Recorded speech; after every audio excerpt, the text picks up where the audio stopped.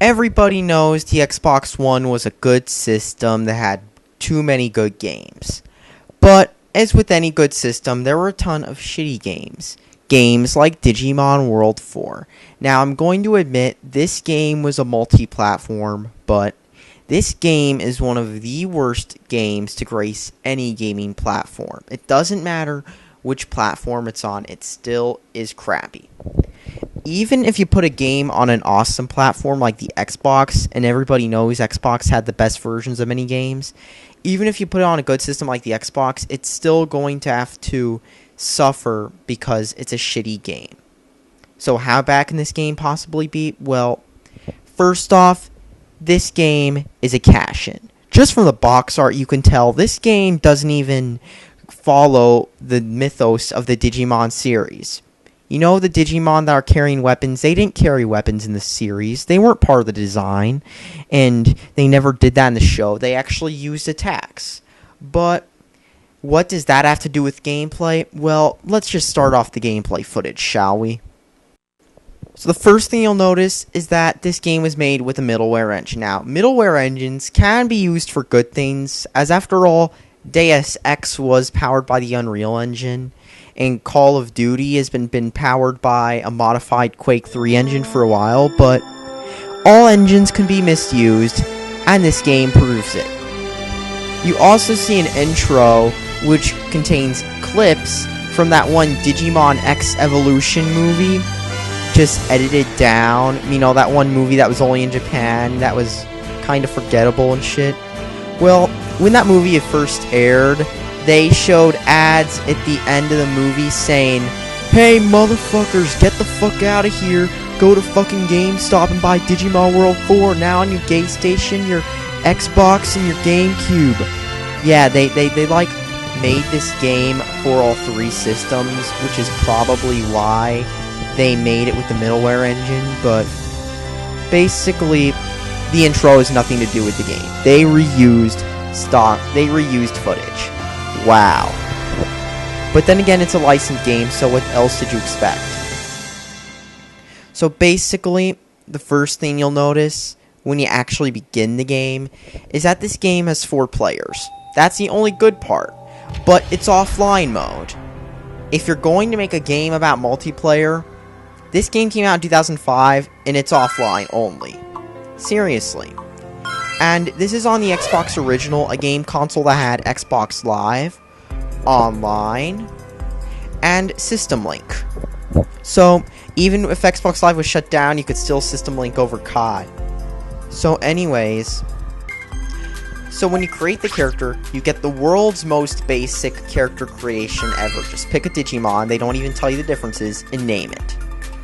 You can't level up like skills or any of that shit because, you know, that would be too complex. I mean, just look at Phantasy Star Online. That game looks so much more complex. So, just like Phantasy Star Online, you get thrown into a random place where apparently there's something wrong and you have to fight enemies. Except unlike Phantasy Star, it's not fun at all. Phantasy Star could actually scale itself to difficulties while this game doesn't. And plus, you have to go to the main hub world to do everything. Except the hub worlds are small. Unlike Phantasy Star Universe, where you could walk in with only a 2 to 3 second load time that wasn't that long, load times can be 7 to 10 seconds on the Xbox. The PS2 version has 20 to 30 second load times. Yeah, I mean seriously. The PS2 load times are even worse. And let's not forget the graphics are god-awful. You know the first Phantasy Star Online? That came out years before this for the Sega Dreamcast and looks better. Phantasy Star Universe. That game didn't look that great on 360 because it was a PS2 port, but for a PS2 game the graphics were far better than this. And of course, let's not forget that this game has an annoying camera system. The camera system sucks.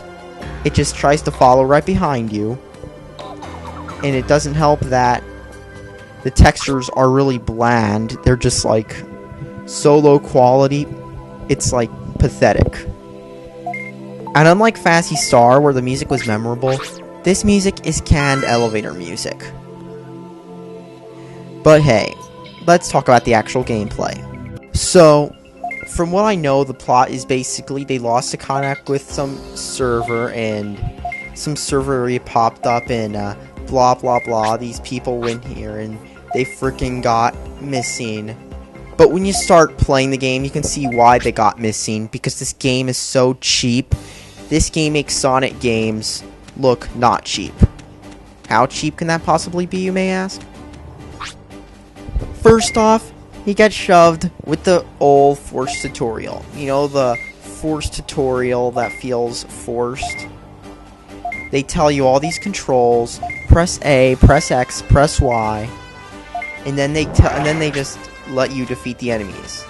So, they don't tell you how much the enemies take, but from the first thing you can see the enemies start spamming attacks at you. Now, of course, this is easier than the actual theme because you can't take damage, but you will still feel the attacks spammed on your ass.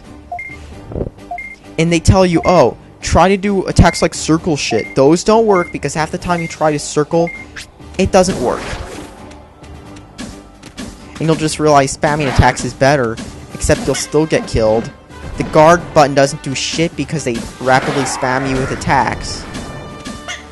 So how annoying can this possibly be? Well, let's actually go into gameplay.